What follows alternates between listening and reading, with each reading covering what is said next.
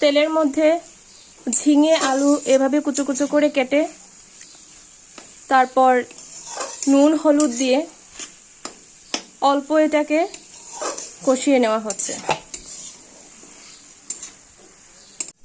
তেলের মধ্যে শুকনো লঙ্কা দেওয়া হয়েছে, এবার পাঁচফোড়ন দিয়ে দিলাম। অল্প সরষে বাটা দেওয়া হয়েছে, এতে দেওয়া হবে এবার নুন হলুদ।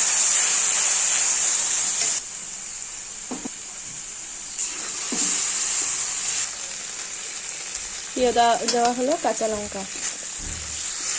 এইবার ঝিঙ্গাটি দিয়ে দিলাম। কষানো হয়ে গেছে, এবার পোস্ত বাটাটা দিয়ে দেবেন। এইবার পোস্ত বাটা দিয়ে দিলাম।